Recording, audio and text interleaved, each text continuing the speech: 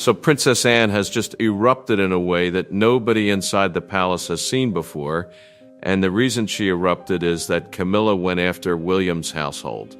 Not William personally, not Catherine personally. The household, the unit, the staff, the arrangements, the access, the operational structure that supports the future king and his family. Camilla targeted the whole thing, and she did it through a set of moves so deliberate that when Anne saw the full picture, the composure she has maintained for an entire lifetime cracked in a way that left the room silent.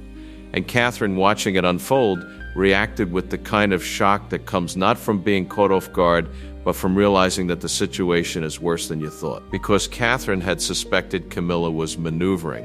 What she hadn't understood, until Anne laid it all out, was how far the maneuvering had already gone. Before we go any further, 2 quick things. First, if you're new here, we're Crown Watch, and we break down the royal stories that actually matter. So hit subscribe. And second, if you want the details the mainstream coverage never touches, head to theroyalfiles.com. There's something on that site we don't talk about here on the channel, a hidden piece of royal history most people never find. The link is in the description. Okay, let's get into it. Here's what happened, and the timeline matters, because the timeline is the evidence. Over a period of weeks, a series of administrative decisions had been moving through the palace's internal systems. Individually, none of them looked alarming.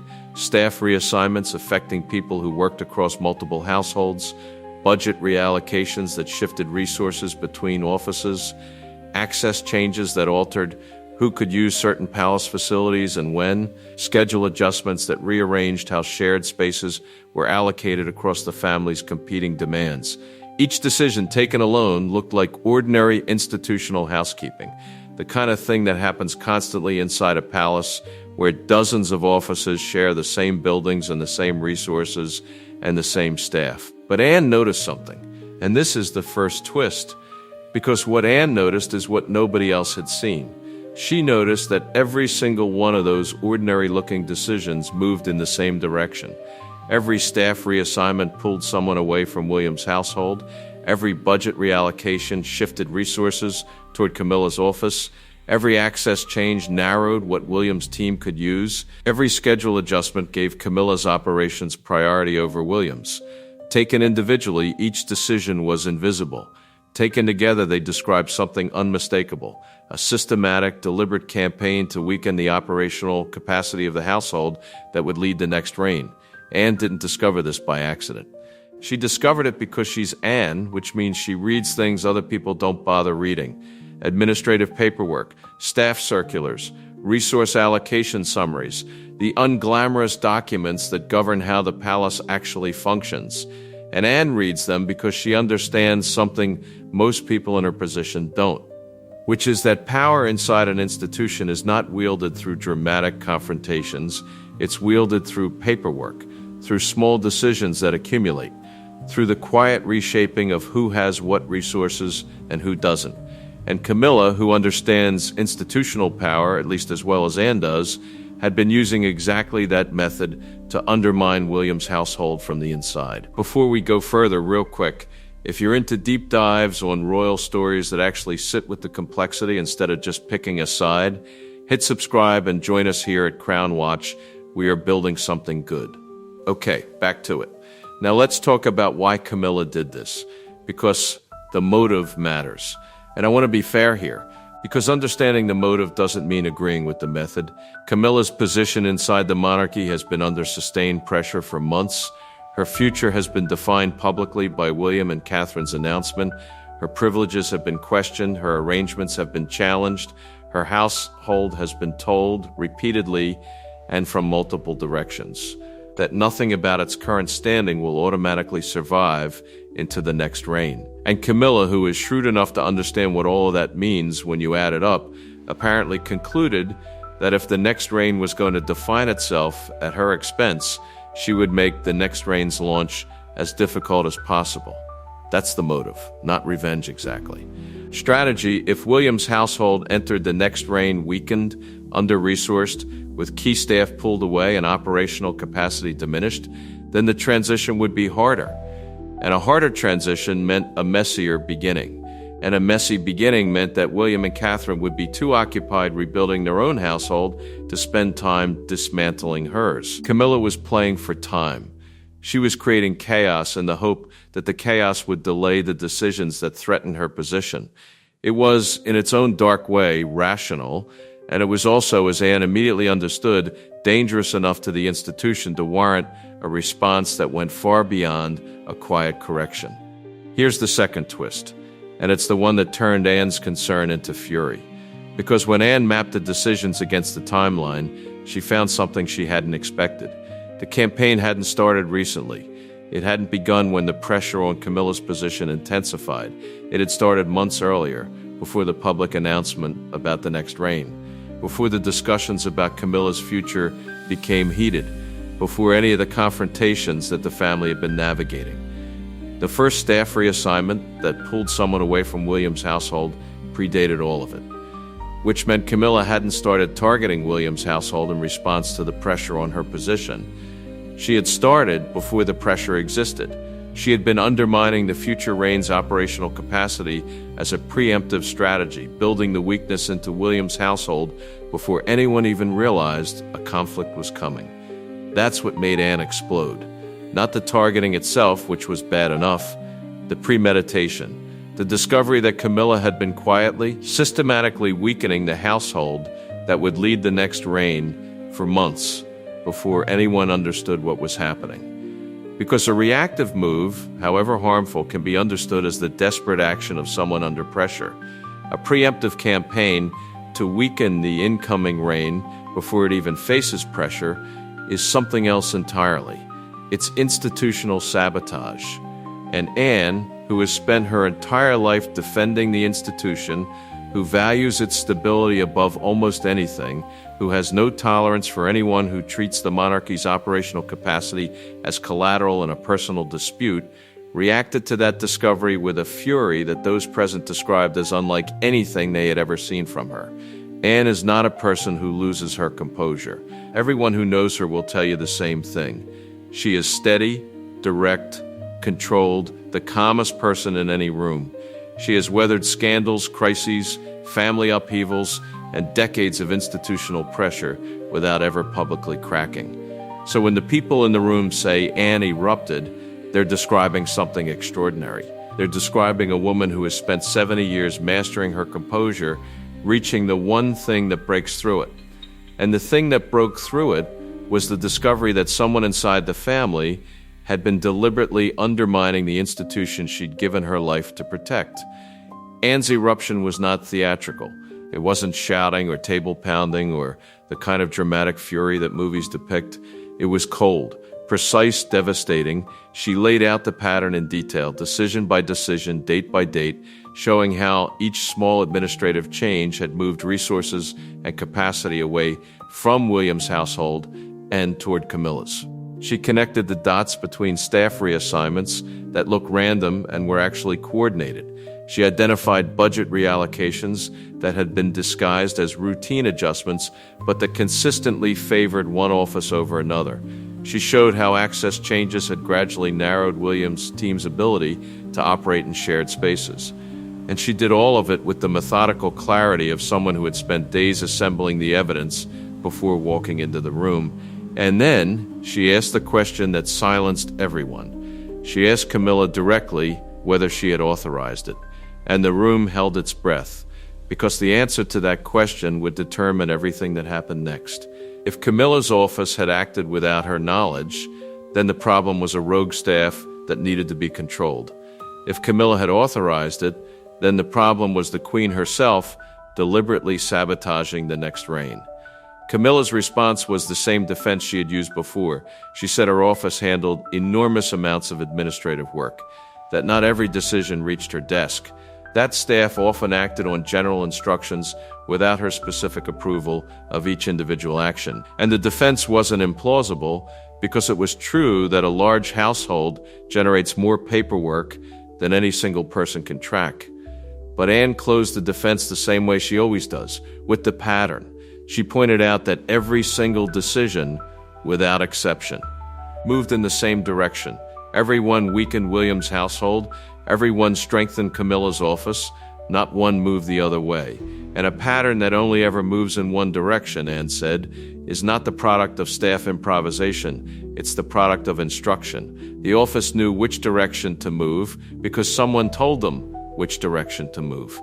And the question was, who? Camilla insisted she hadn't given those specific instructions. Anne asked whether she had given a general instruction that her office might have interpreted in this way. Camilla paused.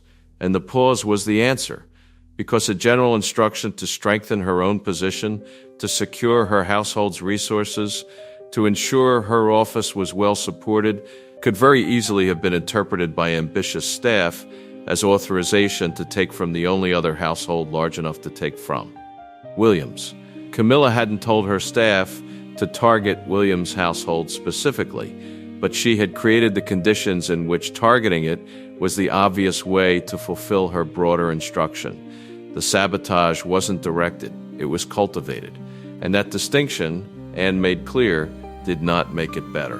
Now here's where Catherine enters, and her reaction is the third twist. Because Catherine had known something was wrong for weeks. She had noticed the staff changes, she had felt the resource pressure, she had seen the access restrictions tightening, but she had attributed it to the general tension between the households, to the friction that comes from two offices sharing the same institution during a period of transition. She hadn't seen the pattern because she hadn't looked at the administrative documents the way Anne had. She had seen the symptoms without seeing the system. When Anne laid out the full picture, Catherine's reaction was not anger. It was shock, not the dramatic kind. The quiet, cold recognition that the situation was far worse than she had understood. Because Catherine had been operating on the assumption that the friction was natural, that the pressure on her household was the ordinary cost of sharing an institution in transition. And Anne had just shown her that it wasn't natural at all. It was manufactured. Deliberate, systematic, and it had been going on for months longer than she'd realized. Catherine's shock was the shock of someone discovering that the ground they'd been standing on had been quietly mined, and that every step they'd taken during the months of manufactured friction had been taken on weakened foundations. Catherine's response, once the shock settled, was characteristically precise. She didn't rage. She didn't confront Camilla. She asked for a complete audit. Every staff reassignment, every budget reallocation, every access change, every schedule adjustment, everything mapped against the timeline, checked against the authorization chain, verified against the standard process for how such decisions are supposed to be made. Catherine wanted to know, with documentary certainty, exactly what had been moved, when it had been moved, who authorized it, and whether the proper process had been followed. Because Catherine understood something that fury alone couldn't accomplish. She understood that the response to institutional sabotage has to be institutional, not personal. You don't fix a weakened household by shouting at the person who weakened it. You fix it by documenting the damage, restoring what was taken, and building safeguards that prevent it from happening again. And here's what Anne's eruption revealed about Anne herself, because it matters. Anne has tolerated an enormous amount over the years. She has watched family members make poor decisions. She has watched the institution absorb damage from internal conflicts. She has watched personal ambitions override institutional interests again and again. And through all of it, she remains steady, because Anne operates on the principle that the institution is bigger than any single person's behavior. So when Anne erupted, when the composure of a lifetime cracked, it wasn't because this was the worst thing she'd ever seen. It was because this was the one thing her steadiness couldn't absorb. Undermining the incoming rain's operational capacity doesn't just damage one household, it damages the transition itself. And the transition is the moment the institution is most vulnerable, the moment continuity either holds or breaks. Camilla had targeted the institution at its most fragile point, and Anne, who has given her life to ensuring the institution survives that point, could not absorb that. The operational detail of how the sabotage worked is worth understanding, because it reveals a sophistication that makes it harder to dismiss as opportunistic. The staff reassignments weren't random. They targeted specific coordination roles, the positions that handled scheduling, communication with external bodies, and cross-household logistics. Removing those people didn't cripple Williams' household immediately. It degraded its ability to coordinate, which meant events ran less smoothly over time, communications lagged, and the household appeared less organized than it was. The budget reallocations were similarly precise. They didn't strip major funding. They trimmed the margins, the discretionary budgets that let a household respond to unexpected needs and move quickly. And the access changes were the most subtle of all, making shared resources slightly harder to reach, slightly slower to access, slightly more dependent on coordination with Camilla's office. Every move was calibrated to be individually defensible, individually trivial, and cumulatively devastating. That calibration is what convinced Anne this was planned rather than improvised. Because an opportunistic grab looks messy. It takes what it can get without regard for sequence. What Camilla's office had built was the opposite. Orderly, targeted, sequenced, so that each change made the next one easier and harder to notice. The first staff reassignment created a gap that made the budget reallocation harder to spot. The budget cut created a constraint that made the access change feel like a natural response to limited capacity. Each decision provided cover for the next. That's not improvisation, that's architecture. And architecture requires someone thinking about it carefully over time before any of the decisions were made. And here's the fourth twist, the one that connects this to everything else. Because when Catherine's audit began to produce results, it became clear that the targeting of Williams' household wasn't an isolated campaign. It was connected to the same pattern of behavior that had been surfacing in every previous confrontation. The requests seeking continuation beyond the present reign, the arrangements Camilla had been building for her own future, the documents that kept pushing past warnings, the phrase that kept appearing, all of it was part of the same larger strategy. A strategy in which Camilla was simultaneously trying to secure her own position for the future and weaken the position of the people who were defining that future without her. The targeting of Williams' household made sense in a terrible way once you saw the full picture. Because if Camilla could weaken the incoming reign's capacity, she could slow down the decisions that were reshaping her future. And if she could slow those decisions down, she could buy time to entrench her own arrangements before the transition caught up with them.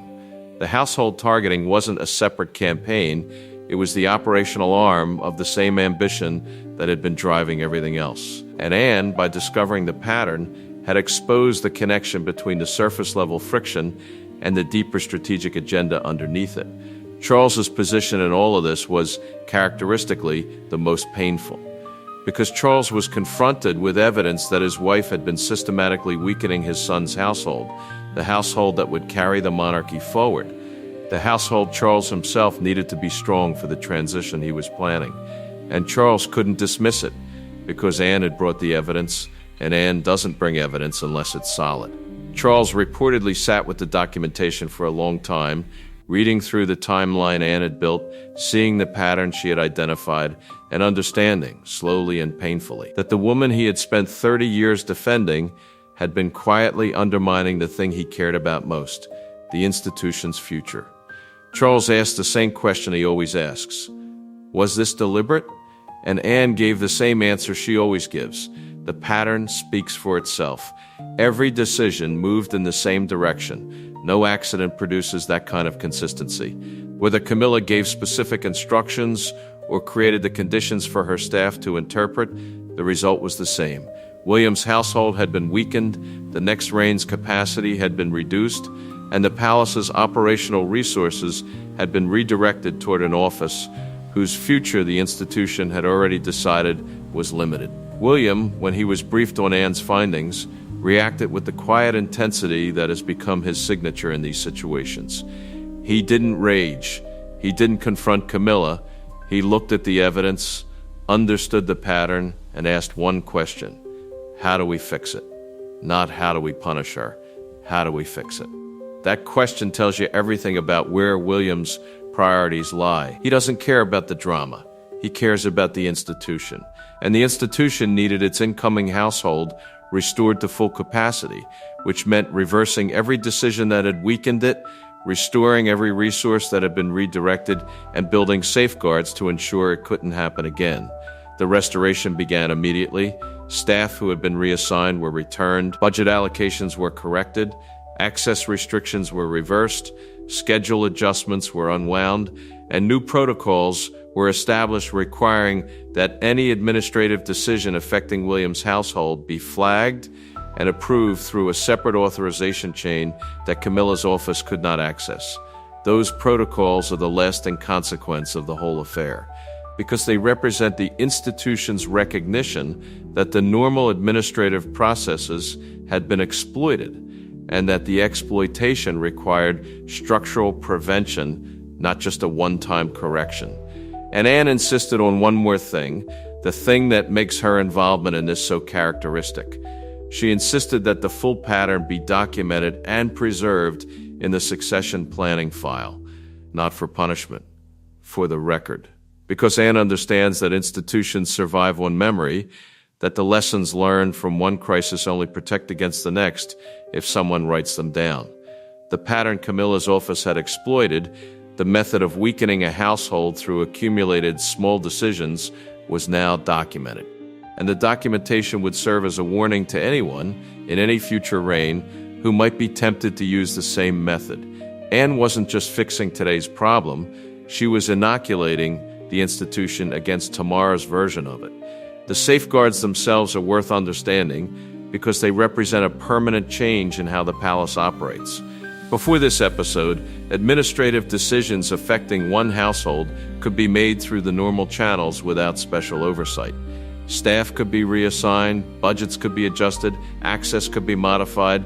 All of it happened routinely, and no one questioned it because it had always worked on the assumption of good faith. What Camilla's campaign proved is that the assumption of good faith can be exploited, that someone determined enough and patient enough can use ordinary administrative channels to achieve extraordinary institutional damage without ever triggering an alarm. The safeguards Anne insisted on eliminate that vulnerability. Any administrative decision that affects the incoming reign's household now requires a separate authorization.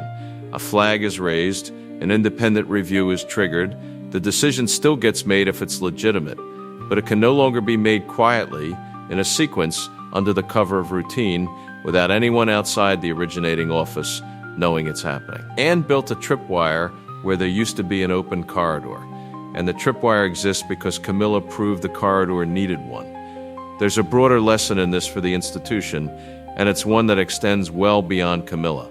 Because the method she used, the accumulation of small administrative decisions to achieve a large strategic objective, is not unique to this situation. It's a method available to anyone inside the palace who has the patience and the understanding to exploit it. And the fact that it worked for months without detection tells you something uncomfortable about how the institution normally operates, which is that it trusts its internal processes far more than it should. The palace assumes that administrative decisions are neutral, that staff act in good faith, that no one would use the machinery of housekeeping to conduct a strategic campaign. Camilla proved that assumption wrong, and Anne, by discovering it and insisting on safeguards, has forced the institution to confront a vulnerability it didn't know it had. Now here comes the final twist. Because among the documents Anne assembled while tracing the pattern, she found one that didn't fit. It wasn't a staff reassignment or a budget reallocation. It was a short handwritten note, and it contained the same name that had appeared on the handwritten list from previous confrontations. The name Camilla wanted protected first, and the note connected that name to one of the resources that had been redirected away from William's household, which means the targeting wasn't just about weakening the incoming reign or buying time for Camilla's position. At least part of it was about redirecting specific resources toward a specific person whose future Camilla was trying to secure inside the institution. And if that name ever becomes public, the targeting of William's household stops being a story about institutional friction and becomes a story about exactly who Camilla was willing to damage the next reign to protect. Nobody celebrated. Anne's eruption, cold and precise as it was, left the room shaken. Catherine's shock gave way to the methodical work of restoration, which would take weeks to complete. Charles absorbed another painful truth about the woman he'd defended for 30 years, and Camilla, confronted with a pattern she couldn't deny and a connection she couldn't explain, was left with the recognition that her strategy, however rational it had seemed, had been seen, documented, and shut down by the one person in the family whose vigilance never sleeps. So here's where I hand it to you. Was Camilla's targeting of William's household a rational defensive strategy, the desperate move of a woman whose position was being dismantled from every direction? Or was it institutional sabotage, a deliberate weakening of the next reign by someone who valued her own position more than the institution's future? Was Anne right to erupt, to break the composure of a lifetime over a discovery this serious? Or did her reaction elevate an administrative dispute into something more dramatic than it needed to be? And does the connection between the household targeting and the name on the handwritten list change everything, revealing that the real motive was never about Camilla's position at all, but about the specific person she was trying to secure inside the institution? There is no clean answer, and anyone who hands you one quickly hasn't sat with the full weight of it. Anne saw it. Anne documented it, and Anne made sure the institution would never forget what it looked like when someone tried to weaken the future from the inside. The method was subtle, the calibration was precise, the patience was extraordinary, and it all came undone because one woman, the hardest working and most detail-oriented member of the royal family, reads the paperwork that everyone else ignores. That's the thing about Anne.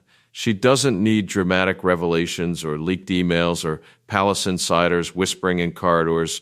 She just reads the documents. And the documents, if you read enough of them in the right order, always tell the truth. When the next chapter moves, you already know where to look for the parts nobody else will tell you. The next chapter of this family is still being written, and when it moves, we will be here to talk about it. If this video made you see any part of this story differently, drop your position in the comments. I read every one of them. And on a question this complicated, I genuinely want to know where you land.